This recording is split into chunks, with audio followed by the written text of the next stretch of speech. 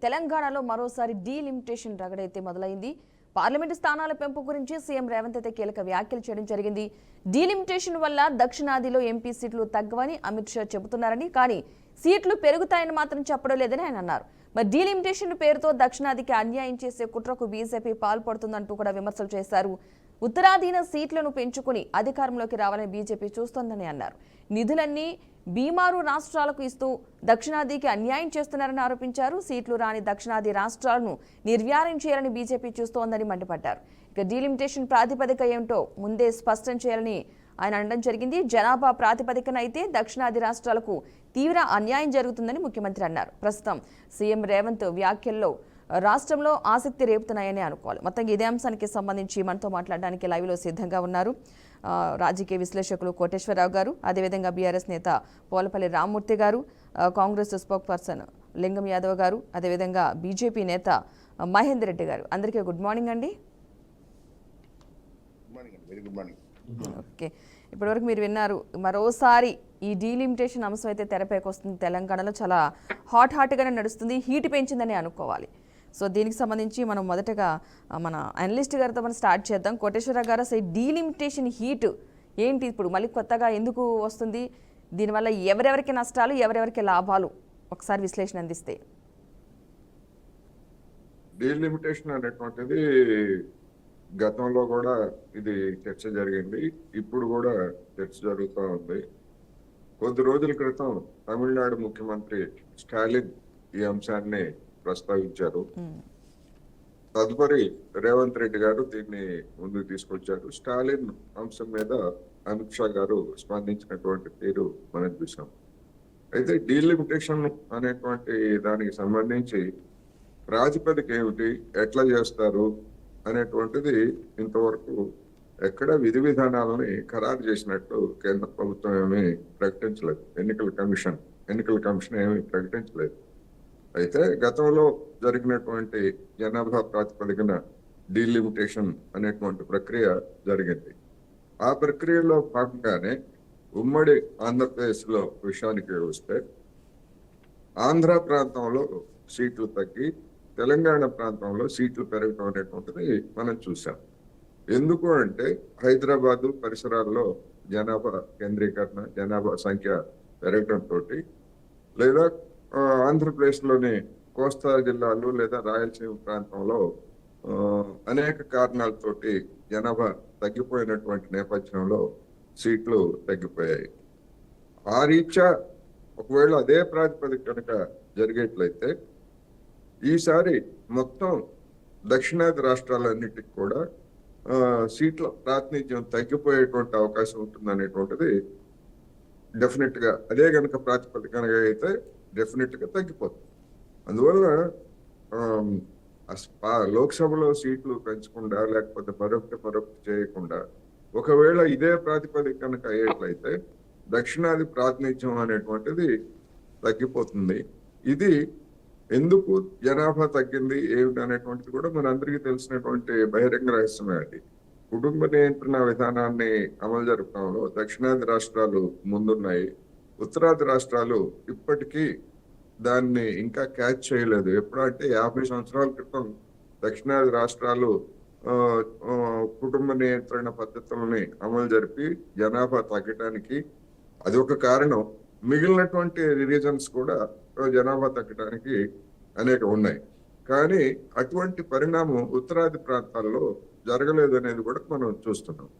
అందుకనే ఈ డీలిమిటేషన్ ప్రక్రియలో భాగంగా అదే కనుక అంటే ఉన్న సీట్లు ఉన్నట్టుగానే ఉండేట్లయితే డెఫినెట్ గా దక్షిణాది రాష్ట్రాలకి సీట్లు తగ్గుతాయి. అందుకని కేంద్ర ప్రభుత్వం కానీ లేదా పార్లమెంటు కానీ దీని మీద ఎలాంటి ఒక నిర్ణయం ఇంతవరకు తీసుకోలేదు. కానీ దానికి సంబంధించినటువంటి ఒక స్పష్టత మాత్రం ఇవ్వకుండా బీజేపీ పెద్దలు లేదా కేంద్ర మంత్రులుగా ఉన్నటువంటి వాళ్ళు దోబూతులాడుతున్నారు. ఆ కారణంగానే ఎవరికి వారు తమ భయాందోళనని వ్యక్తం చేస్తున్నారు. భయాందోళనలు వ్యక్తం చేయటం తప్పని నేనైతే అనుకోవట్లేదు. అందుకని ఇది ఒక చర్చగా మారిన కారణంగా డెఫినెట్ గా కేంద్ర ప్రభుత్వము ఒక స్పష్టత ఇవ్వాలి. ఒక విధాన నిర్ణయాన్ని అన్ని రాష్ట్రాలు అన్ని పార్టీలతోటి చర్చించి ఒక విధాన నిర్ణయాన్ని తీసుకొని దీనికి ఫుల్ స్టాప్ పెట్టాలనేది ఒకటి. ఇంకొక రెండో పాయింట్ నేను చెప్తా. రెండో పాయింట్ ఏమిటంటే, ఓవర్ ఏ పీరియడ్ ఇప్పుడు ఈ డీలిమిటేషన్ లేదా దక్షిణాది రాష్ట్రాలకి సీట్ల సంఖ్య తగ్గడం అనేటువంటిది ఎట్లా వచ్చిందో, ఫైనాన్స్ కమిషన్ ఫార్ములాస్, నిధులు ఇచ్చేటువంటి దానిలో ఫైనాన్స్ కమిషన్ ఫార్ములా గతంలో జనాభా ప్రాతిపదిక అనేటువంటిది ఒక సూత్రాన్ని దేశం మొత్తం ఆమోదించింది. దాని మేరకు అమలు జరుగుతున్నాయి.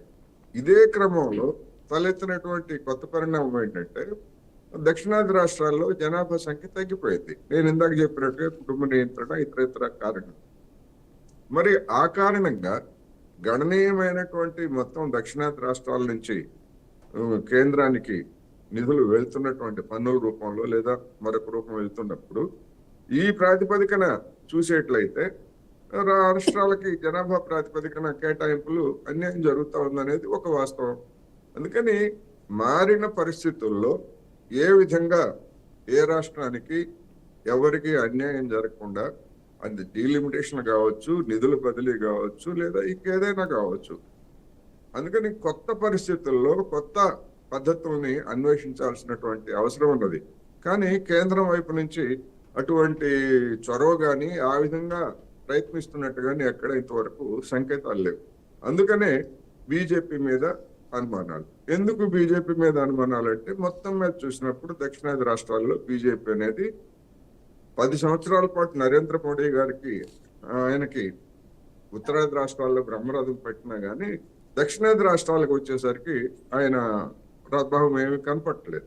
అందుకని నిర్లక్ష్యం చేస్తున్నదా అనేటువంటి ఆరోపణలు కావచ్చు, విమర్శలు కావచ్చు, ఈ వెలువడుతున్నాయి. అందులో ఈ నేపథ్యంలో రేవంత్ రెడ్డి గారి మాటలను చూడాలనేది నా అభిప్రాయం. ఓకే ఓకే మహేందర్ రెడ్డి గారు, మీరేమంటారు? అంటే దక్షిణాది రాష్ట్రాల్లో నిజంగా ఉనికిపోతుందనే ఇలా విభజన అంశానికి సంబంధించి పక్కన పెడుతున్నారా? ఒకటండి, ముందుగా బీఆర్కే న్యూస్ ప్రేక్షకులకు, మీకు అండ్ ప్యానెల్లో ఉన్న మిత్రులకు నమస్కారం తెలియజేస్తూ, వాస్తవంగా ఏంటంటే డీలిమిటేషన్ అంటే ఎందుకు ఫస్ట్ మనకు తెలుసుకోవాల్సిన అవసరం ఉంది. ఎందుకంటే డీలిమిటేషన్ జనాభా ప్రాతిపదికన దేశంలో కానీ రాష్ట్రంలో కానీ చట్టసభల్లో సంఖ్యను పెంచడానికి వాటి యొక్క పరిధిలను నిర్ణయించే ప్రక్రియనే ఒక డీలిమిటేషన్ అంటారు. అయితే వాస్తవంగా ఏంటంటే డీలిమిటేషన్ ఒక రాజ్యాంగ డీలిమిటేషన్ కమిషన్ అవుతుందో ఆర్టికల్ 81, 82 ద్వారా సంక్రమించింది. దీన్ని రాజ్యాంగం ఏదైతే ఉందో వెసులుబాటు కల్పించింది. అయితే దానిలో సాధారణంగా ఏదైతే 10 ఏళ్ళకు ఒకసారి జనాభా గణన చేసినప్పుడు డీలిమిటేషన్ ఏదైతే తెరపైకి వస్తూ ఉంటుంది. ఎందుకంటే జనాభా పెరిగిన సందర్భంగా అది గతంలో కూడా 1951లో కానీ అదేవిధంగా 61, 52, 53, 63, అదే 1973లో కూడా అయితే అప్పుడు డీలిమిటేషన్ జరిగింది. అయితే అప్పుడు 1973లో మనకు 543 ఏదైతే ఎంపీ పార్లమెంట్ సీట్లు రావడం జరిగింది. అది తప్పని చెప్పేవారు కూడా మనకు, ఎందుకంటే అప్పుడు ఇందిరాగాంధీ గారు ఎమర్జెన్సీ సందర్భంగా అప్పుడు దాదాపు ఏదైతే జనాభా నియంత్రణ చేయాలనే ఉద్దేశం కొట్టి 25 సంవత్సరాలు ఫ్రీజ్ చేయడం జరిగింది. అంటే ఏదైతే ఉందో నియంత్రణ చేయడం జరిగింది. 25 సంవత్సరాల్లో కూడా డీలిమిటేషన్ చేయొద్దని చెప్పేసి ఒక నిలిపివేయడం జరిగింది ఇందిరాగాంధీ ప్రభుత్వం ఉన్నప్పుడు, ఇది కాంగ్రెస్ ప్రభుత్వం. అయితే దాని సందర్భంగా మళ్ళీ 2001లో కూడా వాజ్పేయి గారి ప్రభుత్వం ఉన్నప్పుడు కూడా 2001లో అప్పుడు కూడా 25 years పెట్టడం జరిగింది. ఇప్పుడు మనకు డీలిమిటేషన్ ఇప్పుడు 2026లో అంటే నెక్స్ట్ వచ్చే సంవత్సరం కూడా జనాభా గణన చేసి తర్వాత డీలిమిటేషన్ చేయాల్సిన అవసరం ఉంది. 2029లో మన డీలిమిటేషన్ ద్వారా ఎన్నికలకు పోయే అవకాశం కూడా ఉంది. ఇది అందరూ తెలిసిన విషయమే. ఒకటి ఏంటంటే తమిళనాడు ముఖ్యమంత్రి స్టాలిన్ గారు డీలిమిటేషన్ విషయంలో ఆరోపణలు చేయడం జరిగింది. దానికి కేంద్ర హోంశాఖ మంత్రి అమిత్ షా గారు వివరణ ఇవ్వడం జరిగింది. వీళ్ళందరికీ ఒక డౌట్ ఏంటంటే, ఉత్తరాదిలో జనాభా పెద్ద ఉంది, దక్షిణాదిలో జనాభా నియంత్రణ జరిగింది కాబట్టి డీలిమిటేషన్ పరంగా అసెంబ్లీ సీట్లు కానీ పార్లమెంట్ సీట్లు తగ్గే అవకాశం ఉందని ఒక పెద్ద అనుమానం కొద్ది ఇప్పుడు బీజేపీ పైన దుమ్మెత్తి పోస్తూ ఉన్నారు. అలాంటిది ఏం లేదండి. మీరు గమనించండి, ఇవాళ ఉత్తరప్రదేశ్లో సుమారు 20 నుంచి 30 లక్షల జనాభా ఉన్నదానికి ఒక ఓటర్స్ ఉన్నదానికి ఒక పార్లమెంట్ సీట్ ఉందండి. ఇవాళ అదే దక్షిణాదిలో మీరు గమనించండి, 18 లక్షలకు ఒక పార్లమెంట్ సీట్ ఉంది. ఒక మల్కాజ్గిరి పార్లమెంట్ తప్ప, ఒక మల్కాజ్గిరి పార్లమెంట్ మాత్రమే 31 లక్షల, దాదాపు 30 లక్షల పైన సుమారు 32 లక్షల ఒక పార్లమెంట్ సీట్ ఉంది. దేశంలో పెద్ద పార్లమెంట్ సీటు మల్కాజ్గిరి పార్లమెంటు. అయితే మిగతా ఏదైతే పార్లమెంట్ సీట్లు అవుతుందో 18 లక్షలకు మాత్రమే పార్లమెంట్ సీటు మన తెలంగాణ కానీ లేకపోతే అందుకని దక్షిణ రాష్ట్రాల్లో ఉన్నది. అంటే ఇక్కడ భయం ఏంటంటే పార్లమెంట్ సీట్లు తగ్గుతాయి దక్షిణాదిగా, పార్లమెంట్ సీట్లు ఉత్తరాదిలో పెరుగుతాయని చెప్పేసి ఒక పెద్ద అపోగా మాత్రమే ఈ ప్రతిపక్షాలు భారతీయ జనతా పార్టీ దుమ్మెత్తి పోస్తున్నాయి. అవన్నీ కూడా మనసుకు తీసేయాలని చెప్పేసి నేను ప్రతిపక్ష పార్టీలకు తెలియజేస్తున్నా ఈ సందర్భంగా. ఎందుకంటే మీరు గమనించండి, గతంలో 2001లో మనకు పరిధి అంటే డీలిమిటేషన్ ప్రకారంగా మనకు అసెంబ్లీ పరిధిలు మార్చుకున్నాం 2001లో. కానీ ఇప్పుడు ఏంటంటే అసెంబ్లీ పరిధి పెరిగే అవకాశం ఉంది, అసెంబ్లీ సీట్లు పెరిగే అవకాశం ఉంది. అదేవిధంగా పార్లమెంట్ సీట్లు కూడా ఏదైతే ఉత్తరాదిని ఏదైతే ఉందో దానికి అనుగుణంగానే ఇక్కడ తెలంగాణలో కూడా దక్షిణాదిలో కూడా పార్లమెంట్ సీట్లు పెరిగే అవకాశం ఉంది. మన ఆంధ్రప్రదేశ్ కానీ తెలంగాణ కానీ దాదాపు సుమారు 42 పార్లమెంట్ సీట్లు ఉండే. ఇప్పుడు ఆంధ్రప్రదేశ్ రాష్ట్రం తెలంగాణ రాష్ట్రం విభజించబడ్డది కాబట్టి మొన్న పార్లమెంట్ సీట్లు తగ్గే అవకాశం ఉందని చెప్పేసి కూడా ఈ యొక్క ముఖ్యమంత్రి రేవంత్ రెడ్డి గారు కూడా మాట్లాడడం జరిగింది. నేనేమంటున్నా అంటే ఇవన్నీ ఏంటంటే ఒక అనుమానం కలిగేస్తునే తప్పించి వాళ్ళు ఇంకా భవిష్యత్తు తెలియజేస్తారు. ఎందుకంటే 2026లో జనగణన చేస్తారు, 2021లో జనగణన చేయాలి వాస్తవంగా. కానీ ఏంటంటే మన భారతదేశం ఎత్తుందో వైశాల్యం చిన్న ఉంది, జనాభా 140 కోట్ల పైన ఉంది కాబట్టి అప్పుడు మనకు ఈ కరోనా సందర్భంగా అప్పుడు జనగణన చేయలేదు. ఆ సందర్భంగా మిగతా దేశాలు చేసిందంటే మిగతా దేశాల్లో నీకు జనాభా తక్కువ ఉంటాయి కాబట్టి చేయడం జరిగింది. ఇక్కడ ఏంటంటే మన జనాభా 140 కోట్ల పని ఉంది కాబట్టి చేస్తే ఇబ్బంది కలిగే అవకాశం ఉంది, కరోనా విస్తరించే అవకాశం ఉందని చెప్పేసి 2020 వల్ల జనాభా గణన చేయలేదు.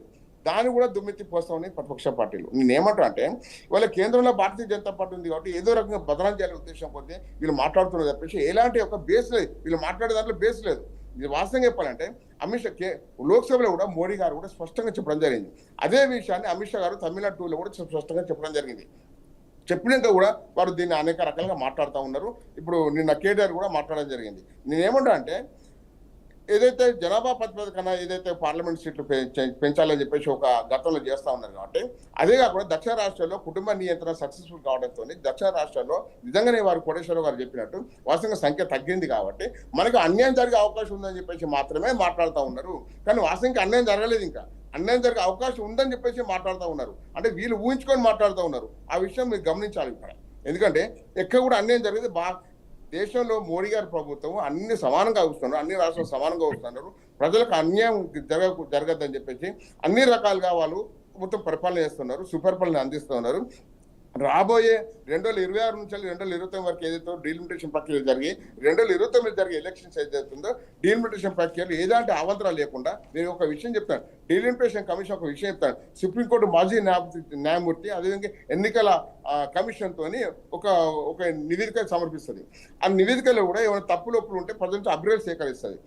అభిప్రాయాలు సేకరించాక తర్వాత తుది నివేదిక సమర్పిస్తుంది. ఆ తుది నివేదికను సుప్రీంకోర్టు కానీ లేకపోతే పార్లమెంట్ కానీ దానికి అధ్యక్ష పరిస్థితి లేదు. అంత పవర్ ఉంది డీలిమిటేషన్ కమిషన్కు. ఆ విషయం కూడా తెలుసుకోవాలి, వీళ్ళు ప్రతిపక్ష పార్టీలు తెలుసుకోవాలి. మీకేమైనా అభ్యంతరాలు ఉంటే డీలిమిటేషన్ కమిషన్కు పెట్టుకోవచ్చు, మీరు పెట్టుకొని అభ్యంతరం తెలిపచ్చు. అవకాశం మీకు భవిష్యత్తులో ఉంది, ఇంకా అది కూడా ఆలోచించాల్సిన అవసరం ఉంది. అందుకని నేను ఏమంటా అంటే ఇవేదైతే ఆరోపణలు మాత్రమే, ఇవన్నీ ఆధారాలు కాదని చెప్పేసి వాళ్ళు ఆధారాలతో ముందుకు రావాలి. ఎందుకంటే వాళ్ళకి ఏదో అనుమానాలు ఉన్నాయో మీరు వ్రాతపూర్వకంగా కేంద్రానికి ఇవ్వాల్సిన అవసరం ఉంది. ఇస్తే వాళ్ళు దాన్ని పరిశీలిస్తారు. ఇంకా ప్రక్రియ స్టార్ట్ కాలేదు, 2026లో ప్రక్రియ స్టార్ట్ అవుతాయి కాబట్టి మీ ఇలాంటి అనుమానాలను వాటిని స్టాప్ చేసుకోమని చెప్పి నేను భారతీయ జనతా పక్షాన్ని మీకు కోరుతా ఉన్నాను. ఓకే అండి. రామ్మూర్తి గారు మీరు చెప్పండి, ఈ డీలిమిటేషన్ అంశం ఇప్పుడు మరి తెరపైకి వస్తుంది, అటు అన్యాయం జరిగే అవకాశాలు ఉన్నాయని చెప్పేసి అంటున్నారు. సో మీ అభిప్రాయం ఏంటి ఈ డీలిమిటేషన్ సంబంధించి? ఇప్పుడు మనం డీలిమిటేషన్ చరిత్ర ఒకసారి కులంకుశంగా వెళ్దామండి. ఎందుకంటే ఇప్పుడు ఏదైతే 1951 నుంచి స్టార్ట్ అయింది, 51లో 495 సీట్లు మనకు కేటాయింపు జరిగింది ఎంపీ సీట్లు. అది ఏ విధంగా అంటే 7.3 లక్షలు చొప్పున ఒక్కో సీటు తీసుకున్నారు. దాని తర్వాత 61లో 8.4 లక్షల సంబంధించి ఒక్కో సీటు కేటాయించారు. దాని తర్వాత 71 కోట్లు అయింది, అది 10.1 ఇది తీసుకోవడం జరిగింది. ఒకవేళ ఇప్పుడు 26లో జరిగితే ఒకవేళ అది ఎంత అవుతుంది అన్నది కూడా మనకు 20 లక్షలకు ఒక సీట్ తీసుకున్నా కూడా దాదాపు మనకు తెలంగాణకు 15 నుంచి వెళ్ళి ఇప్పుడు 20 మాత్రమే అయ్యే ఛాన్స్ ఉంది. ఎందుకంటే దేశంలో ఈ జనాభా నియంత్రణ విషయం 71 తర్వాత జరిగింది అన్నది ఇప్పుడు అందరూ కూడా ఒప్పుకోవాల్సిన విషయమే. దాని తర్వాత కొంచెం దక్షిణాది రాష్ట్రాలు కొంచెం ఈ జనాభా నియంత్రణలో పకడ్బందీగా ఉన్న తర్వాత ఇప్పుడు పరిస్థితులు ఈ విధంగా. ఎందుకంటే అన్యాయం జరుగుతుంది అంటే ఇప్పుడు ఎవరైతే చేసిందో, ఎవరైతే ఈ కారకులైన్లో ఇప్పుడు ఫస్ట్ నుంచి వెళ్ళి 51 నుంచి వెళ్ళి 71 వరకు ఉన్నది ఎవరండి? కాంగ్రెస్ ప్రభుత్వమే కదా. కాంగ్రెస్ ప్రభుత్వం ప్రకారమే ఏదైతే వాళ్ళు కేంద్రంలో ఉన్న ప్రకారం జనాభా లెక్కల ప్రకారమే ఎంపీ సీట్లను పెంచడం జరుగుతుంది. అదేవిధంగా 2001లో ఏదైతే నియోజకవర్గాలు పెంచకుండానే కొంచెం సరిహద్దులు సెట్ చేసింది తప్ప అదే ఏదైతే 84వ రాజ్యాంగ సవరణ ద్వారా అది జరుగుతున్నది అంతే తప్ప ఇప్పుడు ఏదో రాత్రి అన్యాయం జరిగిపోతుంది, ఇది వచ్చింది 26లో ఉంది, ఇప్పుడు అర్జెంట్ కూడా లేదు. ఇప్పుడు ఇది ఎందుకు తీసుకున్నారంటే నేను చెప్తున్నా, మొత్తం డైవర్షన్ పాలిటిక్స్. ఎందుకంటే ఎస్ఎల్బిసిలో 8 మంది చచ్చిపోయిండ్రు, ఈ 8 మంది చనిపోయింది మొత్తం ప్రజలకు పోతుంది. ఎందుకంటే వీళ్ళు తప్పుడు నిర్ణయం, ఎందుకంటే అర్ధరాత్రి కూలిన తర్వాత కూడా వాళ్ళని లోపలికి బలవంతంగా పంపిన ప్రభుత్వం ఆ చావులకు ప్రత్యక్షంగా కారణమైంది. కాబట్టి ఈ కారణాన్ని మొత్తం మీదికి వచ్చి ఇది కంప్లీట్ గా మీద పడే అవకాశం ఉన్నది. కాబట్టి దీని నుంచి వెంటనే తప్పించుకోనికి చాలా పాత సినిమాలు ఉంటాయండి. ఏదైనా పెద్ద వార్త ఉంటే దానికంటే పెద్ద వార్త క్రియేట్ చేయాలి, ఏదో అన్యాయం జరుగుతుంది అన్నది క్రియేట్ చేయాలన్న ఉద్దేశంతోనే ఇది క్రియేట్ చేసి ఇప్పుడు ప్రజల మీదకి వదలడం జరిగింది. ఈ రోజు మనం ఇక్కడ మాట్లాడుకుంటున్నామంటే ఇది డైవర్షన్ పాలిటిక్స్ లో భాగమే తప్ప రేవంత్ రెడ్డి చాలా క్రూరమైన వాడండి చాలా విషయాలు. ఎందుకంటే ఇప్పుడు ప్రభుత్వం వచ్చిన కాంచి విద్యార్థులు, రైతులు, అదే విధంగా ఆటో డ్రైవర్లు, నేతన్నలు, ఎస్ఎల్బిసిలో నిన్న ఇంత ఘోరం ఇవన్నీ. ఇప్పుడు నిన్న వాళ్ళు ఆల్రెడీ ధృవీకరించి చనిపోయినని ఇలాంటి పరిస్థితులు దాపరించినాయి. ఇప్పుడు నిజంగా సీట్లు పెరిగినంత మాత్రాన, సీట్లు తగ్గినంత మాత్రాన ఒక నిమిషం ఆగండి, మధ్యలో మాట్లాడు, ఒక నిమిషం సబ్జెక్టే మాట్లాడుతున్నా. ఇగో ఇది కరెక్ట్ కాదు మధ్యలో రావడం. నీకు 100 సార్లు చెప్పాను, నీకు ఏ లైవ్ లోనే చెప్పాను. నువ్వు రాసుకొని నువ్వు అరెడీ అమ్మ సబ్జెక్ట్ నీ సబ్జెక్ట్ ఏంటిదో నాకు అర్థం కాదు. ఇప్పుడు నువ్వు ఏమనంటే మొత్తం స్టడీ నాకంటే కుదరదు, నువ్వు నాకు అర్థం కాదు. కానీ కరెక్ట్ ఇప్పుడు ఎవరి చదువు ఏందన్నది మన తర్వాత చూసుకుందాం. కరెక్ట్ జరిగే విషయాలు చెప్తున్నారు.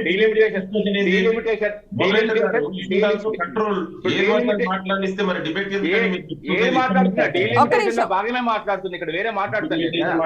ఇప్పుడు నీకేమవుతుంది నాకు అర్థం అవ్వట్లేదు. నీకు వచ్చిన అభ్యర్థం ఏందో నీ సమయం వచ్చినప్పుడు నువ్వు చెప్పు. కరెక్ట్ కాదు. ఇప్పుడు వాళ్ళందరూ ప్యానెల్లో ఎన్కే రావు గారు ఉన్నారు, బీజేపీ ప్రతినిధి ఉన్నారు, వాళ్ళకి లేని అభ్యంతరం నీకేమవుతుంది నాకు అర్థం కాదు.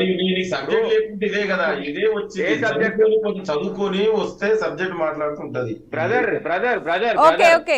ఇదే వ్యక్తిగతంగా మాట్లాడద్దు.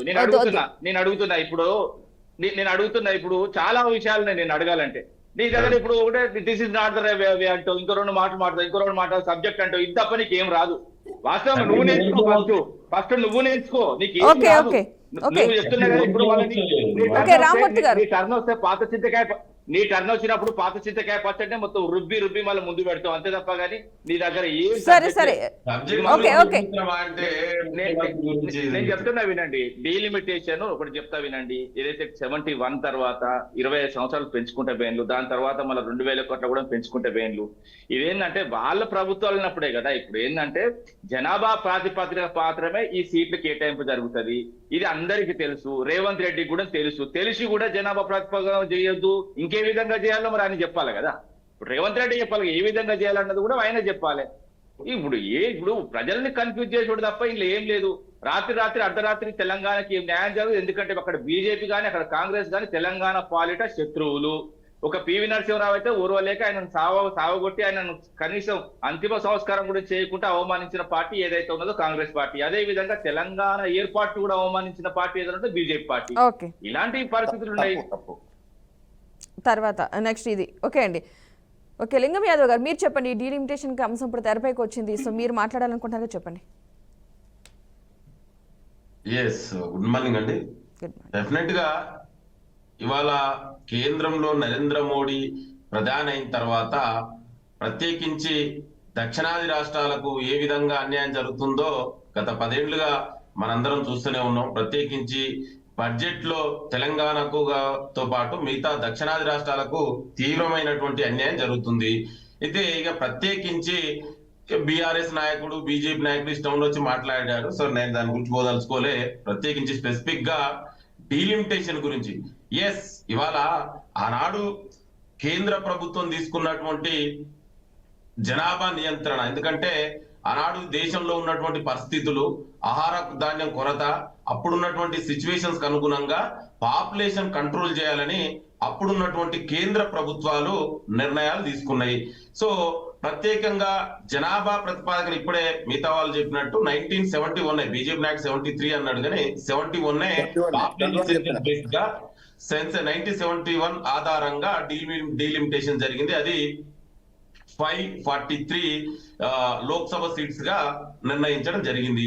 అయితే ఇవాళ కేంద్ర ప్రభుత్వం తీసుకున్నటువంటి ఇంకా ఫెర్టిలిటీ రేషియో అనేది టోటల్ ఫెర్టిలిటీ రేషియో. సో దానికి ఆధారంగా దక్షిణాది రాష్ట్రాలను సక్సెస్ఫుల్ గా కేంద్ర ప్రభుత్వం తీసుకున్నటువంటి నిర్ణయాలని అమలు చేశాయి. ఇవాళ ప్రత్యేకించి తమిళనాడు, కర్ణాటక, కేరళ, తెలంగాణ, ఆంధ్ర ఇవన్నీ కూడా, పాండిచ్చేరి ఇట్లాంటివన్నీ కూడా పాపులేషన్ కంట్రోల్ చేయడం జరిగింది. అయితే డీలిమిటేషన్ అనేది ఇప్పటిదాకా బీజేపీ నాయకులు మాట్లాడుతూ, నిన్న కేంద్ర హోమ్ మినిస్టర్ కూడా మాట్లాడుతూ, అంటే డీలిమిటేషన్ జనాభాగా ఆధారంగా కనుక చేస్తే దక్షిణాది రాష్ట్రాలకు అన్యాయం జరుగుతుంది అనేది ఇది చాలా స్పష్టం. అంటే దీనికి పెద్దగా ఏం అవసరం లేదండి. ఇప్పుడు బీజేపీ నాయకులు చెప్పారు, మరి ఏ పారామీటర్ తీసుకుంటారు అనేది వాళ్ళే ఇప్పటి వరకు చెప్పలేదు. జనరల్ గా గతంలో పాపులేషన్ సెన్సెస్ ఆధారంగా జరిగింది కాబట్టి ఆ పాపులేషన్ సెన్సెస్ ఆధారంగా జరిగితే ఇవాళ దక్షిణాది రాష్ట్రాలు ఉనికి కోల్పోయే ప్రమాదం పడింది. ఎందుకంటే ఇవాళ బీజేపీ యొక్క మనం కనుక మొదటి నుంచి కూడా చూస్తే వాళ్ళ ప్రధాన కాన్సన్ట్రేషన్ అంతా కూడా నార్త్ ఇండియా, అంటే హిందుస్థాన్ అనే వాళ్ళ స్లోగన్ ప్రకారం నార్త్ ఇండియాలో గెలుచుకుంటే మనం దేశాన్ని అంతా కూడా కంట్రోల్ చేయొచ్చు అనే వాళ్ళ ప్రధాన ఉద్దేశంతో ఇవాళ సీట్లు కూడా ఎక్కడ పెరుగుతున్నాయండి. ఫర్ ఎగ్జాంపుల్ యూపీలో ఇప్పుడు ఆల్రెడీ 80 సీట్స్ ఉన్నాయండి, అక్కడ ఇప్పుడు 120 సీట్స్ పెరగబోతున్నాయి. అదే విధంగా బీహార్ లో 40 ఉంటే ఇప్పుడు 70, ఇదే పాపులేషన్ కనుక ఆధారం తీసుకుంటే 70 పెరుగుతున్నాయి. అదే విధంగా రాజస్థాన్ 25 ఉంటే 48, 44, అంటే వాళ్ళ నార్త్ ఇండియా స్టేట్స్ అక్కడ సీట్లు డబుల్ అవుతున్నాయి. కానీ తెలంగాణ, సౌత్ ఇండియాకి వచ్చే వరకే 1-2 సీట్లు మాత్రమే పెరుగుతున్నాయి. అంటే తెలంగాణకి ఇప్పుడు 17 ఉంటే ఇంకొక 3 మాత్రమే యాడ్ అవుతున్నాయి, అంటే 20. అంటే ఈ విధంగా జరిగితే దక్షిణాది రాష్ట్రాలు మొత్తం కూడా ప్రాబల్యం కోల్పోయే ప్రమాదం పడింది. మరి దీని గురించి బీజేపీ నాయకులు, ఇవాళ హోమ్ మినిస్టర్ అయినా ప్రధానమంత్రి అయినా దీని మీద క్లారిటీ ఇవ్వాల్సిన అవసరం ఉంది కదా.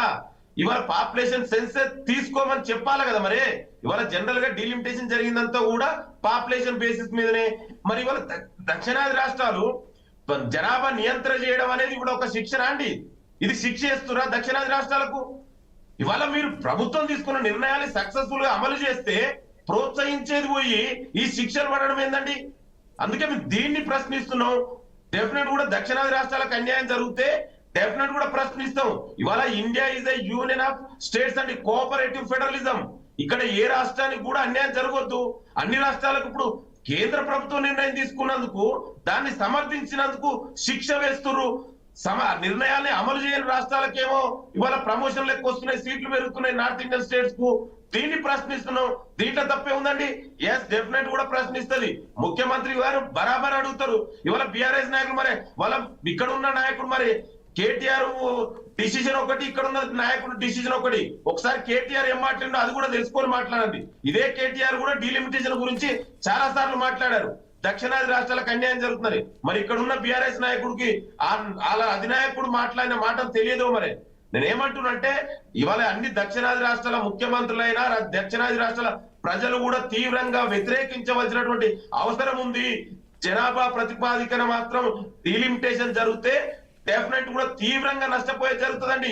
ఇవాళ బడ్జెట్ లో చూసిరు, ఇవాళ దక్షిణాది రాష్ట్రాలకు కేటాయింపులు ఎట్లున్నాయండి? ఇక్కడి నుంచి పోయేదేమో ఇన్కమ్ రెవెన్యూ ఎక్కువ పోతుంది, ఇవాళ కేటాయింపులు ఏమో దక్షిణాది రాష్ట్రాలకు తక్కువ వస్తున్నాయి. ఇప్పటికే చాలా అన్యాయం జరుగుతుంది.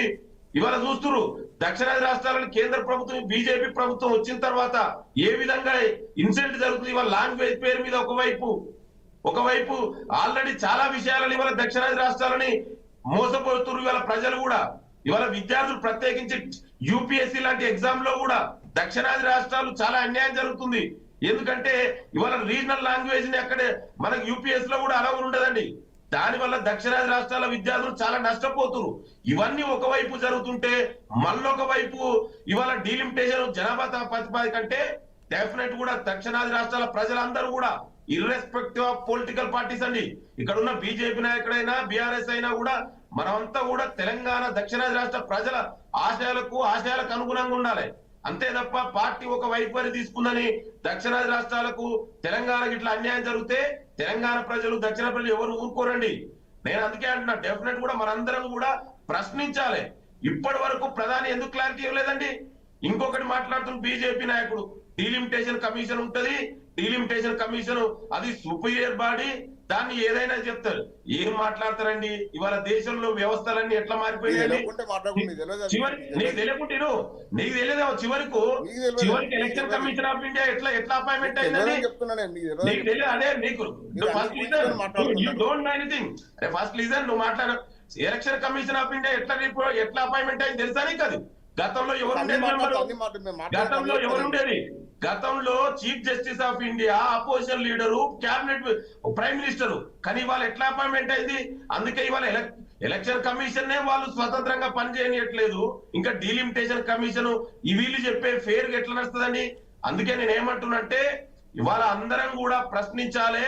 డెఫినెట్ కూడా దక్షిణాది రాష్ట్రాలకు అన్యాయం జరిగితే తీవ్రంగా పోరాడవలసిన అవసరం ఉంది. ప్రధానమంత్రి కూడా దీని మీద క్లారిటీ ఇవ్వాలి, ఏ బేస్ లో చేస్తారనేది. ఎందుకంటే ఇప్పుడున్న పాపులేషన్ ప్రకారం చేస్తే యూపీ లాంటి రాష్ట్రాలు డబుల్ అయితే అండి సీట్లు. ఇక దక్షిణ రాష్ట్రాలతో అవసరమే ఉండదు వాళ్ళకు. వాళ్ళ ప్రధాన ఎజెండా బీజేపీ ఎజెండా కూడా అదే. మాట్లాడండి మహేందర్ రెడ్డి గారు, మాట్లాడండి. రిపీట్ కాదు ఒక నిమిషం అండి, చెప్పండి. ఒకటండి, ఇప్పుడు కాంగ్రెస్ నేత మాట్లాడుతూ ఉన్నాడు. వాస్తవంగా వాళ్ళ ముఖ్యమంత్రి ఏం మాట్లాడినా ఆయనకు తెలవాలి. ఫస్ట్ డీలిమిటేషన్ ప్రక్రియను కేంద్రం ఆపుతుందని చెప్పేసి మాట్లాడేది. కేంద్రం డీలిమిటేషన్ ప్రక్రియను ఆపుతలేదు. మరి ఫస్ట్ ఆ విషయం అనే స్పష్టత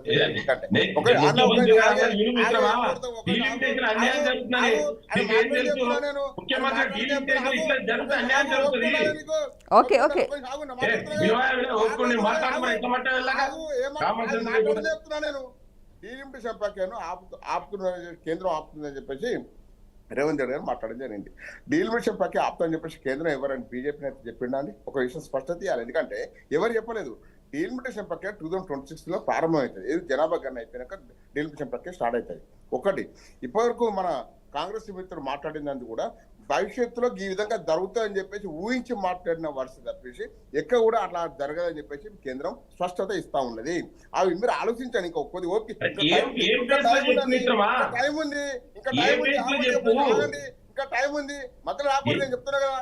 నేను ఏమంటా అంటే డీలిమిటేషన్ ప్రక్రియ అన్నది అన్ని రాష్ట్రాలకు ఇవాళ కాంగ్రెస్ ఏదైతే రాష్ట్రం మన స్వతంత్రం వచ్చాక కూడా 2014 కానీ 2014 ముందు కానీ ఏదైతే ఉందో కొన్ని దాదాపు సుమారు 60 సంవత్సరాలు కేంద్రంలో పరిపాలించింది కాంగ్రెస్ ప్రభుత్వం. ఇవాళ కాంగ్రెస్ ప్రభుత్వం పరిపాలించినప్పుడే ఇవాళ ఈ దక్షిణ రాష్ట్రాలకు తీవ్ర అన్యాయం జరిగింది. కాంగ్రెస్ ప్రభుత్వ పరిపాలన ఇవాళ వాజ్పేయి గారి ప్రభుత్వం విషయంలో కానీ లేకపోతే మోడీ గారు 2014 వచ్చే కంటే కూడా ఎక్కడ కూడా ఇవాళ దక్షిణాది రాష్ట్రాలకు ఎక్కడ అన్యాయం జరగలేదు.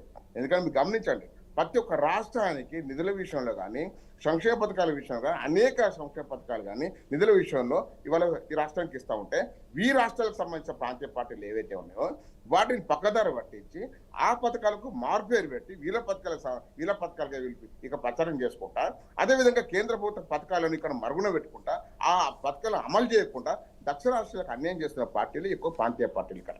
అంటే నేను ఏమంటా అంటే ఇవాళ కేంద్రంపై నిందలు వేయడానికి మాత్రమే ఇవాళ మాట్లాడుతూ చెప్పేసి కూడా ఇవాళ దక్షిణ రాష్ట్రాల్లో కూడా మీరు గమనించండి, ఇవాళ Bharatiya Janata party vote bank పెరుగుతూ ఉన్నది ఇవాళ దక్షిణ రాష్ట్రాల్లో. ఏమన్నా ఉత్తరాదిలో కాంగ్రెస్ ప్రభుత్వాలు లేవా? ఉత్తరాలు ఇన్ని రోజులు దాదాపు 60 సంవత్సరాలు కాంగ్రెస్ ప్రభుత్వం పరిపాలించలేదా? మొదటిసారి 60 సంవత్సరాల నుంచి 70 సంవత్సరాలు బీజేపీ ప్రభుత్వం పరిపాలిస్తున్నదా? మాట్లాడితే అర్థం ఉండాలి ఇవాళ. ఎందుకంటే ఇవాళ 2014 భారతీయ జనతా పార్టీ వచ్చాం కదా, దేశం ఇవాళ సుప్రీం ఇవాళ కాశ్మీర్ సమస్య చూసుకోండి, కాశ్మీర్ సమస్య పరిష్కరించడం జరిగింది. ఇవాళ త్రిపుల్ తలాక్ విషయం కూడా పరిష్కరించాలి. ఇవాళ ప్రజలందరూ ఒకే వేదిక మీద రావాలి. ఇవాళ ఒకే దేశం ఒకే చట్టం ఇవాళ ఒక నిరంతరం ముందుకెళ్తా ఉన్నాము. అదేవిధంగా యూనిఫామ్ సివిల్ కోడ్ తీసుకొని వెళ్తా ఉన్నాం. ఇవాళ దేశం సుభిక్షంగా ఉండాలంటే ఇవాళ దేశంలో అందరికీ సమాన హక్కులు ఉండాలని చెప్పేసి ఇవాళ మోడీ గారు పరిపాలిస్తుంటే ఈ యొక్క కాంగ్రెస్ ప్రభుత్వం ఏదైతే కాంగ్రెస్ అంటే ఇక్కడ కాంగ్రెస్ ప్రభుత్వం కానీ లేకపోతే దేశంలో ఉన్న రాహుల్ గాంధీ అనే టీం ఏదైతే ఉందో ఇవాళ భారతీయ జనతా ఏ విధంగా బదనాం చేయాలనే ఉద్దేశం కొద్ది ఒక కుట్రపూరితంగా ఇవాళ విదేశాల్లో ఇవాళ బీజేపీని దేశానికి వ్యతిరేకంగా మాట్లాడుతూ ఉన్నారు. ఇవన్నీ ప్రజలు గమనిస్తలేరా ఇవాళ? అందుకే కాంగ్రెస్ ఎక్కడ పోటీ ఓడిపోతా ఉన్నది. ఇవాళ వీళ్ళు గమనించండి, వచ్చే 2029లో కూడా ఇవాళ తెలంగాణ రాష్ట్రంలో కూడా భారతీయ జనతా పార్టీ ప్రభుత్వం ఏర్పడతా ఉన్నది. ఒక సంవత్సరంలో ఇవాళ వీళ్ళ ప్రభుత్వం పరిపాలన ఏ విధంగా అందరూ ప్రజలకు అర్థమైపోయింది. వాళ్ళు ఒక సంవత్సరం వీళ్ళు చిత్రించుకుంటా ఉన్నారు. ఇవాళ ఒక సంవత్సరంలో ఇవాళ రేవంత్ రెడ్డి గారు ఇవాళ మోడీ గారిని కలవాలంటే కంపల్సరీ ఒక 2-3 మంత్రులు ఎంబడి పెట్టుకోవాల్సిన పరిస్థితి. ఎందుకంటే అక్కడ మళ్ళా రాహుల్ గాంధీ ఏమనుకుంటాడో, సోనియా గాంధీ ఏమనుకుంటాడో అని ఒక భయం. ఆ భయంతో ఇవాళ ఆయనకి ఇండివిజువల్ కెపాసిటీ ఇవాళ మోడీ గారి దగ్గరికి పోవడానికి ఒక ముఖ్యమంత్రి హోదాల ఇవాళ ఆయనతో పాటు ఒక కొంతమంది వ్యక్తులను తీసుకోవాల్సిన పరిస్థితి ఏర్పడే అంటే ఇవాళ కాంగ్రెస్ కన్సర్న్లలో ఇవాళ ఏదైతే అక్కడ ఉన్న రాహుల్ గాంధీ కన్సర్న్లలో ఇవాళ ఇక్కడ ప్రభుత్వం నడుస్తూ ఉన్నది. ఇక్కడ ఎక్కడ కూడా ఇవాళ ప్రజలకు న్యాయం జరగలేదు. ఒక ఉచిత బస్సు తప్ప ఒక న్యాయం జరగలేదు. వీళ్ళ డీలిమిటేషన్ ప్రక్రియను కూడా వీళ్ళు కావాలని రాజకీయం చేస్తూ ఉన్నారు. ఆ రాజకీయం చేసే క్రమంలోనే ఊహించుకొని మాట్లాడుతున్నారు. ఇంకా ప్రక్రియ స్టార్ట్ కాలేదు. 2026 లో ప్రక్రియ స్టార్ట్ అవుతుంది. ఆ ఓపిక పట్టాల్సిన అవసరం ఈ యొక్క తెలంగాణ ప్రభుత్వానికి ఉంది. అయినా కానీ దీన్ని ఇక్కడ ఉన్న సమస్యను పక్కదారి పెట్టడానికి రేవంత్ రెడ్డి గారి యొక్క సమస్యను పక్కదారి పెట్టక దీన్ని ముందు తీసుకోవాల్సిన అవసరం వచ్చింది ఇవాళ ఆయనకు. ఎందుకంటే ఈ విషయంలో డీలిమిటేషన్ ప్రక్రియలో ఇవాళ కేంద్రం ఏదైతే ఉందో అనేక రకాలుగా ప్రజల యొక్క స్థితిగతులు కానీ ఇక్కడ ఉన్న వాతావరణ పరిస్థితులు కానీ అక్కడ అన్ని పరిణామాలు తీసుకొని డీలిమిటేషన్ ప్రక్రియ స్టార్ట్ చేస్తుంది. మీరు ఇంత కాంగ్రెస్ మిత్రులు డీలిమిటేషన్ కమిషన్ కు దాన్ని కూడా రద్దు చేస్తారని చెప్పేసి అన్నారు. అసలు డీలిమిటేషన్ ఏదైతే ఉందో, కమిషన్ ఏదైతే ఉందో దాని గురించి తెలుసుకోండి ఒక్కసారి. మీరు కొట్టి చూడండి.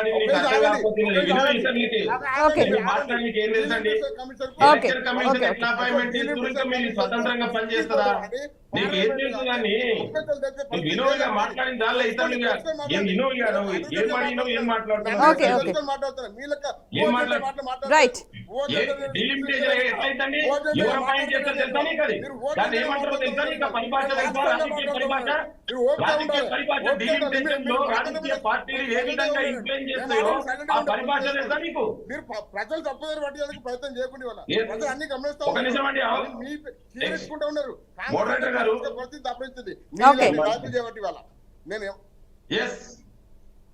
బీజేపీ నాయకుడు మాట్లాడుతూ మరి కనీస అవగాహన లేకుండా మాట్లాడుతుండ్రు.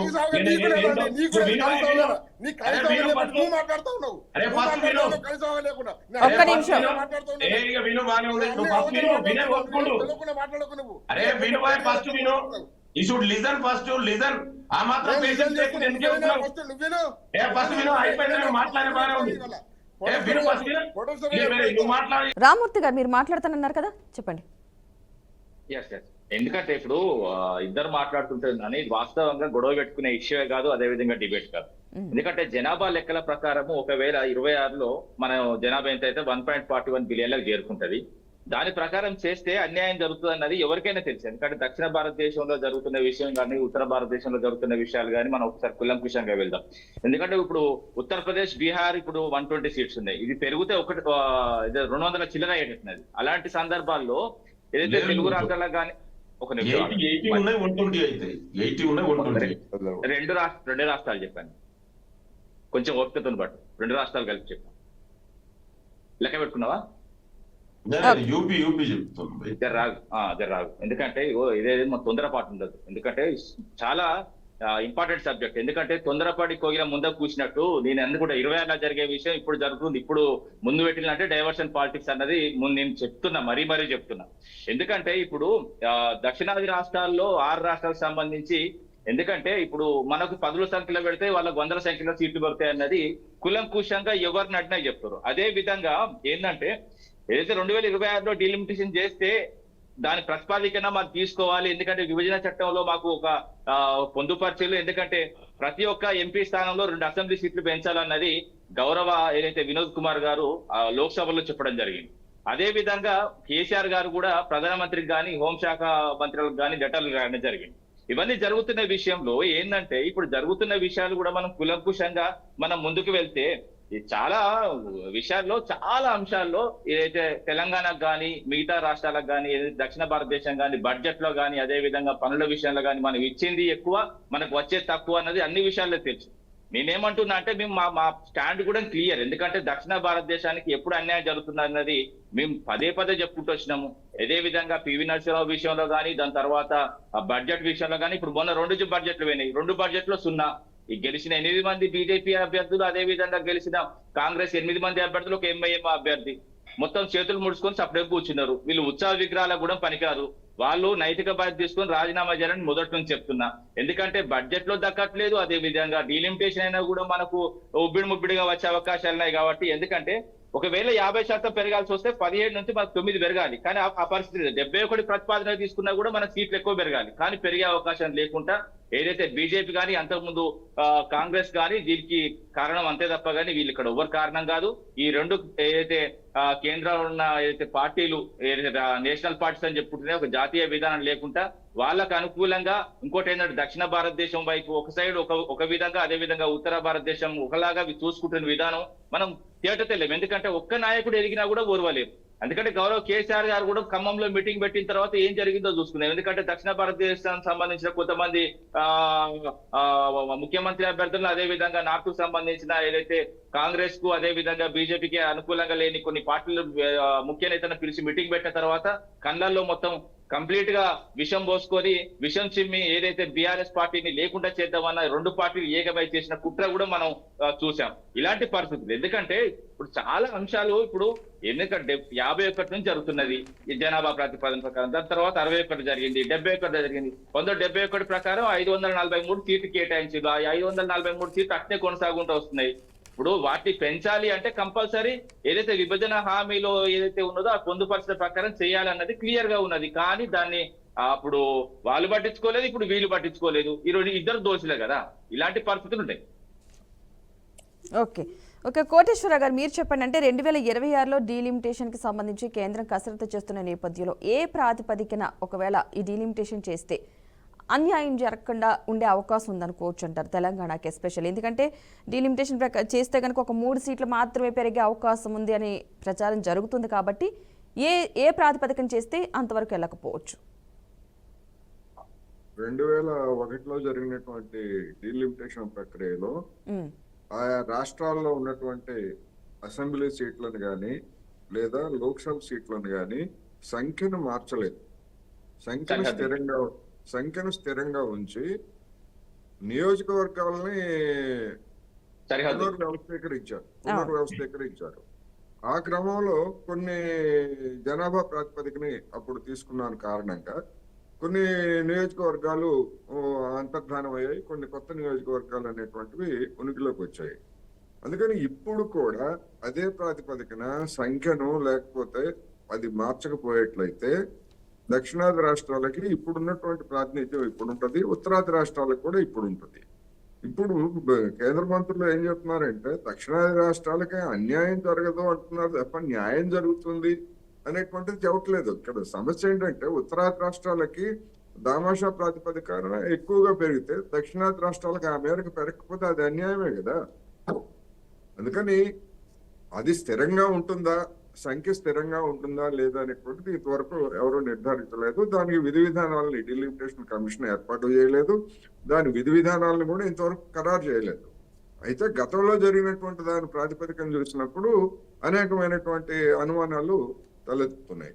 అందుకని ఆ రీత్యా చూసుకున్నప్పుడు ఒకటి, ఇప్పుడు ఉత్తరప్రదేశ్ ఉంది, అక్కడ అసెంబ్లీలో 403 సీట్లు ఉన్నాయి, కానీ లోక్సభలో 80 సీట్లు ఉన్నాయి. అంటే ఎంత? 5 సీట్లకి ఒక లోక్సభ ఉంది. కానీ అదే రెండు తెలుగు రాష్ట్రాల్లో లేదా దక్షిణాది రాష్ట్రాల్లో ఒక్కొక్క లోక్సభకి 7 సీట్లు ఉన్నాయి. అందుకని ఆ విధమైనటువంటి తేడాలు ఉన్నమాట వాస్తవం. వీటన్నిటిని శాస్త్రీయ ప్రాతిపదికన ఎట్లా చేయాలి ఏమిటనేటువంటిది విస్తృతమైనటువంటి చర్చ జరగకుండా అది చేసేట్లయితే మరొకసారి వివాదానికి దారితీసేటువంటి అవకాశం ఉంటుంది. అందువలన డెఫినెట్ గా దీని మీద ఇప్పుడు మన రామ్మూర్తి గారు లేకపోతే మన బీజేపీ మిత్రుడు డైవర్షన్ పాలిటిక్స్ అంటున్నారు. డైవర్షన్ పాలిటిక్స్ రేవంత్ రెడ్డి గారు ముఖ్యమంత్రి కాకముందే ఇది చర్చ వచ్చింది, అది గమనించాలి. అదేవిధంగా మరి స్టాలిన్ కూడా దాన్ని ప్రస్తావిస్తున్నారు, ఇంకా అనేక మంది ప్రస్తావిస్తున్నారు. మరి వాళ్ళందరూ ఎవరు డైవర్షన్ పాలిటిక్స్? అందువల్ల రాజకీయ పార్టీల నాయకులు పరస్పరం ఆరోపణలు చేసుకోవడం అనేటువంటిది సహజం. దీనిలో కూడా మనకి అది కనిపిస్తుంది. కానీ డెఫినెట్ గా ఇది ఒక సమస్య. అదే విధంగా ఇప్పుడు తాజాగా వచ్చినటువంటి ఇంకొక వార్తల ప్రకారం అది నిజమో కాదో తెలియదు, కేంద్ర ప్రభుత్వం లోటు బడ్జెట్ ను తగ్గించుకోవాలంటే కేంద్రం ఇచ్చేటువంటి నిధులను రాష్ట్రాలకి 40% కుదించాలి, ఆ మేరకు వచ్చినటువంటి మిగిలిన దాంతో తన లోటును కూర్చుకోవాలని చూస్తున్నదని చెప్పేసి వార్త వచ్చాయి. మరి ఇటువంటివన్నీ కూడా ఆందోళన కలిగించేటివే కదా. కేంద్ర ప్రభుత్వ వైఫల్యం, ఆ వైఫల్యాన్ని పూడ్చుకోవడానికి రాష్ట్రాలకు అన్యాయం చేస్తాం, రాష్ట్రాలకు కోత పెడతామని చెప్పేసి దాని అర్థం అది. అందుకని అటువంటి ఏమైనా జరిగేట్లయితే అది బీజేపీ పాలిత రాష్ట్రమైనా అదే అన్యాయం జరుగుతుంది. కాంగ్రెస్ లేకపోతే కేరళ లాంటి వామపక్ష పాలిత రాష్ట్రమైనా అదే అన్యాయం జరుగుతుంది. అందుకని ఇక్కడ రాష్ట్రాలకు సంబంధించినటువంటి హక్కుల సమస్య ఉన్నది కనుక దీని మీద కేంద్ర ప్రభుత్వం ఇప్పటికైనా ఒక స్పష్టతనివ్వాలి. రెండోది, అసలు జనాభా గణన అనేటువంటిది వచ్చే ఏడాదైనా జరుగుతుందా లేదా అనేది అనుమానమే ఇప్పటికీ.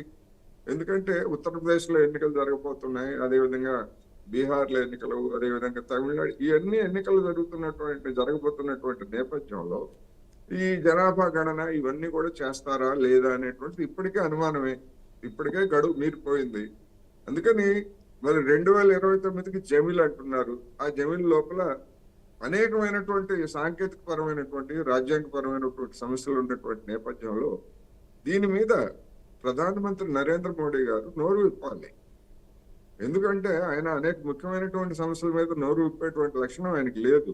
ఎందుకంటే చూద్దాం ఏం కథ నడుస్తుందో, మనకి ఏది వాటంగా ఉంటే దాన్ని అప్పుడు తర్వాత చెప్తానన్నట్టుగా ఆయన ఉంటారు. అందుకని ఇప్పటికైనా ప్రధానమంత్రి దీనికి సంబంధించి ఒక స్పష్టత, ఒక వివరణ, మేము ఇంకా ఏ నిర్ణయం తీసుకోలేదనో, లేదా తీసుకుంటే తీసుకున్నామనో, లేదా అన్ని రాష్ట్రాలను సంప్రదించే ఒక నిర్ణయం తీసుకుంటామని ఏదో ఒక ఎష్యూరెన్స్ ఇవ్వాలి కదా ఒక ప్రధానమంత్రిగా. నరేంద్ర మోడీ వ్యక్తిగా ఎవరు అడగట్లా. నరేంద్ర మోడీ వ్యక్తిగా ఆయన ఇచ్చినా ఇవ్వకపోయినా అది లెక్కలో కాదు. కానీ ఒక ప్రధానమంత్రిగా డెఫినెట్ గా ఇటువంటి విమర్శలన్నీ కూడా తలెత్తుతున్నప్పుడు ఒక హామీ ఇవ్వడం అనేది ముఖ్యం అనేది నేను ఈ సందర్భంగా చెప్తాను. ఒక చిన్న కంక్లూడ్ అండి, ఒక చిన్న కంక్లూడ్. ఎందుకంటే బీజేపీ నాయకులు ఇంతకుముందు మాట్లాడుతూ ప్రాంతీయ పార్టీలే చేసిన ప్రాంతీయ పార్టీల వల్లనే ఎంత అన్యాయం జరుగుతుందంటే, ఈ రోజు ప్రాంతీయ పార్టీలు లేకపోతే బీజేపీకి కేంద్రంలో అధికారం లేదు, అదే విధంగా ఏదైతే కాంగ్రెస్ కు ప్రతిపక్ష హోదా కూడా లేదు. ఎందుకంటే ఆ ప్రధానమంత్రి కుర్చీ కాపాడుకోవాలంటే వాస్తవంగా ప్రాంతీయ పార్టీల కాళ్ళు పట్టుకోవాల్సిన పరిస్థితి. ఒకవేళ కాళ్ళు వదిలిపెడితే ఆ కుర్చీ పోయే ప్రమాదం ఉన్నది. ఎందుకంటే ఎప్పుడైనా ప్రాంతీయ పార్టీలే రాష్ట్రాలకు శ్రీరామ రక్ష. ఎందుకంటే స్థానికంగా ఉన్న ప్రాబ్లమ్స్ ను వెంటనే సాల్వ్ చేయడానికి చాలా పెద్ద అవకాశం ఉంటుంది. ఎప్పుడైనా ప్రాంతీయ పార్టీలను తక్కువ చేసి మాట్లాడితే ఇలానే ఉంటది. ఎందుకంటే మీకు 400 వస్తాయని చెప్పుకున్న మీరు ఈ రోజు ప్రాంతీయ పార్టీలు లేకపోతే ఆ కుర్చీల ప్రధానమంత్రి కుర్చీలో కూర్చోలేకపోతున్నారు. ఇలాంటి పరిస్థితులు ఉన్నాయా కొంచెం, ఎందుకంటే అర్థం చేసుకోవాలి ఈ విషయాన్ని. ఒక విషయం అండి, ఆ మిత్రుడికి అంటే టీఆర్ఎస్ మిత్రుడు ఒక విషయం చెప్పాల్సిన, ఇప్పుడు వారు మా దగ్గర తెచ్చినా వారి దగ్గర కూడా తీసుకోవాలి. ఎందుకంటే ప్రాంతీయ పార్టీలు కేంద్ర జాతీయ పార్టీల దగ్గరకు వస్తాయి, జాతీయ పార్టీలు ప్రాంతీయ పార్టీల దగ్గరకు. ఒక నిమిషం, ఇవాళ చంద్రబాబు నాయుడు గారు మోడీ గారిని అనేక రకాలుగా వ్యక్తిగత దూషణ చేయడం జరిగింది. మళ్ళీ వారే ఇవాళ భారతీయ జనతా పార్టీ చింతకు చేరడం జరిగింది. ఈ విషయం మీరు చంద్రబాబు నాయుడు అనుకూలంగా వకలు తీసుకుంటారు, నేనేం చేయలేను. కానీ ఎవరు కాదు, ఎవరి వకాలతో తీసుకోవాల్సిన అవసరం లేదు. ప్రాంతీయ పార్టీలు ప్రాంతీయ పార్టీల గురించి మాట్లాడితే చెప్తున్నా. ప్రాంతీయ పార్టీ ఇవాళ మీరు ప్రాంతీయ పార్టీలు ఒకవేళ జాతీయవాదం పెట్టుకొని జాతీయవాదం వెళ్తే మీరు వేరే పోదాము. రాష్ట్రాలలో ఇలాంటి ఇష్యూస్ లో ఇవాళ డీలిమిటేషన్ సబ్జెక్ట్ ఒక నిమిషం అండి,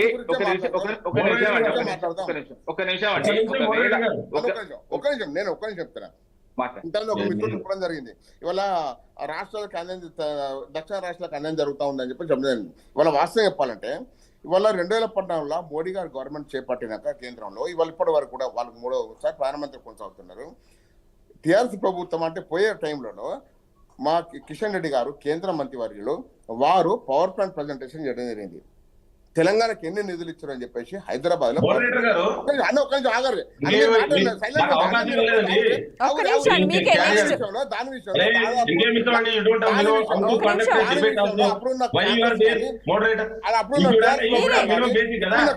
ఎవరు కూడా నిధులు వచ్చే మాట వాస్తవం. ఇవాళ నిధులు ఎక్కడ అన్యాయం జరగలేదు, సమానంగా వస్తుందని చెప్తా ఉన్నాను. ఇవాళ డీలిమిటేషన్ లో కూడా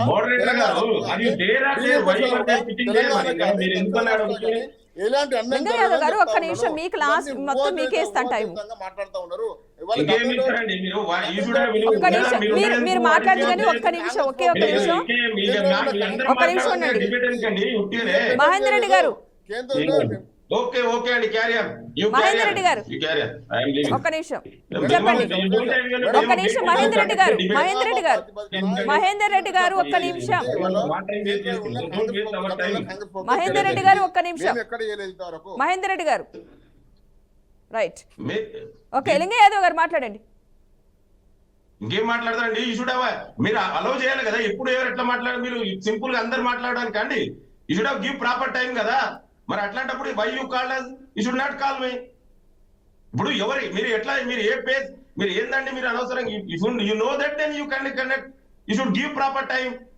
అవునండి, ఇప్పుడు వాళ్ళు మాట్లాడేటప్పుడు ఒక్క నిమిషం వాళ్ళు చెప్పాలనుకున్నది ఆ క్వశ్చన్ చెప్తున్నారు, ఇప్పుడు మీరు కూడా చెప్తారు కదా. మీరు వాళ్ళని ఇన్వైట్ చేసుకోండి. ఇప్పుడు సబ్జెక్ట్ ఏంది, మీరు ఒకరినొకరు మాట్లాడితే 1 by 1 మాట్లాడితే నేను కూడా అడుగుతా కదా, ఐ ఆల్సో నో దట్. మీరు అది గుర్తించుకోవాలి. అవును, మీకు అందుకే టైం ఇచ్చింది. ఓకే వాళ్ళు ఆపేది అంతే కదా, అదే మీకు చెప్పింది. ఒక 2 నిమిషాలు ఆగమని చెప్తున్నాను, అందరూ ఒకేసారి మాట్లాడితే మీకు వాయిస్ వినిపించట్లేదు. మీరు ఒక్కొక్కరు వాళ్ళకి ఇచ్చిన టైంలో అందుకే ఖచ్చితంగా 5 minutes మాట్లాడండి, ఏం మాట్లాడాలనుకున్నది అని చెప్పేసి ఇచ్చిన తర్వాత మరి మీ వరకు కూడా వస్తున్నాము. కాకపోతే వాళ్ళందరూ ఒకేసారి మాట్లాడలో ఎవరిని కంట్రోల్ చేయలేకపోతున్నాం. రైట్ చెప్పండి. అదే చెప్తున్నాను, డెఫినెట్ కూడా తెలంగాణకు దక్షిణాది రాష్ట్రాలకు అన్యాయం జరుగుతుంది. ఇది డీలిమిటేషన్ జనాభా ప్రతిపాదికన జరిగితే మాత్రం డెఫినెట్ కూడా మేము వీళ్ళు రెస్ట్రెయిన్ చేస్తాం, దీన్ని ప్రొటెక్ట్ చేస్తాం, దీన్ని అడ్డుకుంటాం. ఎందుకంటే ఇవాళ జనాభా ప్రతిపాదికన ఆ రోజు కంట్రోల్ చేసింది దక్షిణాది రాష్ట్రాలు. ఒక కేంద్ర ప్రభుత్వం నిర్ణయాన్ని సమర్థిస్తే దక్షిణాది రాష్ట్రాలకేమి ఇవాళ శిక్ష పడుతుంది. ఆ కేంద్ర ప్రభుత్వం తీసుకున్న నిర్ణయాలను వ్యతిరేకించి అక్కడ జనాభా పెరిగితే ఆ రాష్ట్రాలకేమి ఇవాళ ప్రమోషన్లకు వస్తుంది. దీన్ని తీవ్రంగా వ్యతిరేకిస్తున్నాం. నిన్న ముఖ్యమంత్రి రేవంత్ రెడ్డి కాదండి, ఇవాళ దక్షిణాది రాష్ట్రాల ముఖ్యమంత్రులు అందరూ కూడా, ఇవాళ స్టాలిన్ గారు కూడా మాట్లాడారు.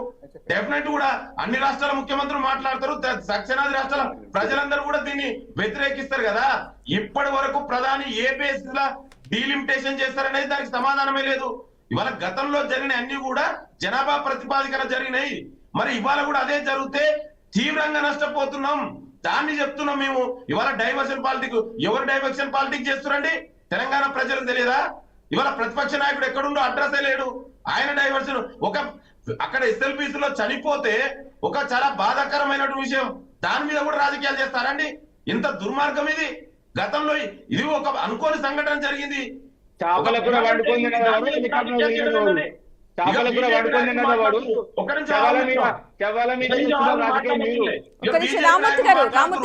కేంద్ర ప్రభుత్వం మన బడ్జెట్ లో తెలంగాణకి ఏం తీసుకొచ్చిరండి? 8 మంది ఎంపీలు ఉన్నారు, 2 కేంద్ర మంత్రులు ఉన్నారు. తెలంగాణకు విభజన చట్టంలో ఉన్నటువంటి హామీలను అమలు చేసి చివరకు ఒక IIM తీసుకురాలే. తెలంగాణలో పాలమూరు రంగారెడ్డికి, ఒక్క నిమిషం ఆగు మిత్రం, పాలమూరు రంగారెడ్డికి జాతీయ హోదా తీసుకురాలే. ఏం తీసుకొచ్చిరండి తెలంగాణకు? ఇవాళ ముఖ్యమంత్రి రేవంత్ రెడ్డి గారు ఎన్నోసార్లు మంత్రులు, కేంద్ర మంత్రుల్ని, ప్రధానమంత్రిని కలిసి తెలంగాణకు మాకు అన్యాయం చేయకండి, బడ్జెట్ లో మాకు న్యాయం చేయండి, విభజన చట్టంలో ఉన్నటువంటి హామీలు ఇవ్వండి, ఆ మూసీ నదికి మీరు గంగా నదికి 1000 కోట్లు ఇచ్చిరు, నా మూసీ నది ఏం పాపం చేసిందండి? హైదరాబాద్ మెట్రో ఎక్స్పాండ్ చేయను, దానికి నిధులు ఇవ్వను, దానికి ఇవ్వరు. ఇవి మేము మాట్లాడుతున్నాం. డెఫినెట్ కూడా బీజేపీ సవతి తల్లి ప్రేమ చూపిస్తుంది తెలంగాణ మీద, దక్షిణాది రాష్ట్రాల మీద. అందుకే ఇవాళ దక్షిణాది రాష్ట్రాల ప్రజలందరూ కూడా గమనిస్తున్నారు. ఇక్కడ నుంచి పోయే బడ్జెట్ ఏమో ఎక్కువ, కేంద్రం నుంచి వచ్చే నిధులు మాత్రం చాలా తక్కువ. ఇవన్నీ కూడా తెలంగాణ ప్రజలు తెలియదా అండి? అందుకే అన్ని గమనిస్తున్నారు. దయచేసి ఇప్పటికైనా బీజేపీ నాయకులు మీరు ఈ సవతి తల్లి ప్రేమ ఈ సౌత్ ఇండియా మీద చూపించకండి. దేశాన్ని అన్నింటిని కూడా సమానంగా చూడండి. మేము గతంలో ఎప్పుడు అట్లా చేయలేదే. మేము దేశాన్ని పరిపాలించినప్పుడు ఏనాడు కూడా ఇట్లా ఇది చేయలే. మీరు దయచేసి అట్లా చేయకండి అని చెప్తున్నాం. ఇవాళ తెలుసు చీఫ్ ఎలక్షన్ కమిషన్ ఆఫీసర్ ని ఎవరు నియమించారండి? ఎవరండి? ఎట్లా అపాయింట్మెంట్ అయింది? అందుకే ఇవాళ దేశ ప్రజలందరూ కూడా అపోహలు వస్తున్నాయి. మీరు రాజ్యాంగ వ్యవస్థల్ని భ్రష్టు పట్టిస్తున్నారు. ఆ విధంగా అది మంచి పద్ధతి కాదు అని చెప్తున్నాం. దాంట్లో తప్పే ఉందండి. మీకు చేతనైతే తెలంగాణ కేంద్రం నుంచి బడ్జెట్ తీసుకురండి, బడ్జెట్ పెంచండి.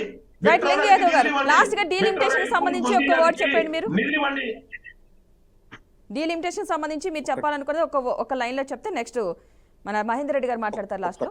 చెప్పండి ఒక్క నిమిషం. ఓకేనా లింగ యాదవ్ గారు?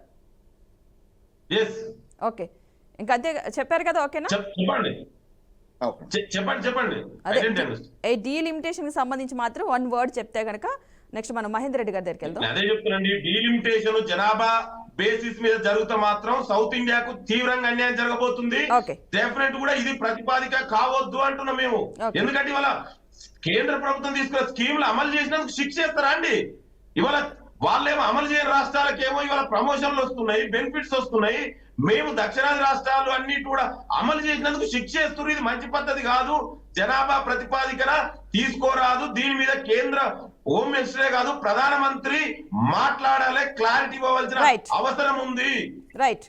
ఓకే ఓకే చెప్పండి మహేందర్ రెడ్డి గారు చెప్పండి. ఓకే మేడం, ఒక్క నిమిషం. ఇవాళ డీలిమిటేషన్ లో ఉత్తరప్రదేశ్ లో సీట్లు పెంచింది కాంగ్రెస్ ప్రభుత్వం కాదా?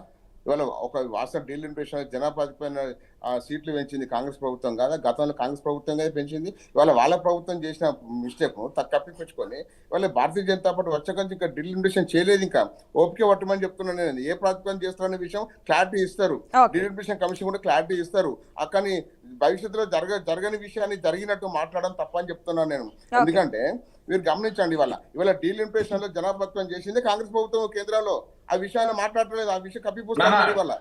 అన్నా జనాభా నియంత్రణ అనేది 70s తర్వాత చేసిన అన్న మీరు మాట్లాడడం సైలెంట్ గా ఒక నిమిషం ఆగండి. ఇవాళ నేను ఏమంటున్నా అంటే డీలిమిటేషన్ గురించి మనం ఇంత రాద్ధాంతం చేస్తా ఉన్నాం. ఇవాళ వాస్తవంగా డీలిమిటేషన్ గురించి రాద్ధాంతం చేసింది వాళ్ళ ప్రాంతీయ పార్టీ రేవంత్ రెడ్డి గారు మాట్లాడడం జరిగింది, కేటీఆర్ గారు మాట్లాడడం జరిగింది, స్టాలిన్ గారు మాట్లాడడం జరిగింది, సిద్ధరామయ్య గారు మాట్లాడడం జరిగింది. ఇవాళ నేనేమంటే ఇవాళ ఏంటంటే ఇవాళ ఇంకా డీలిమిటేషన్ పక్కే 2026 లో స్టార్ట్ అయితే జనగణన స్టార్ట్ అయినాక జరుగుతూ ఉంటుంది. మీరు ఏదైనా అభ్యంతరాలు ఉంటే మీకున్న అపోహలు ఏవైతే ఉంటాయో అవన్నీ వ్రాతపూర్వకంగా ఇవాళ డీలిమిటేషన్ కమిషన్కి ఇవ్వండి. అవకాశం ఉంది మీకు. ఆ అవకాశం ఉండగా కూడా మీరు ఎందుకు ఇప్పుడు దుమ్మెత్తి పోస్తా ఉన్నారు కేంద్రం పైన?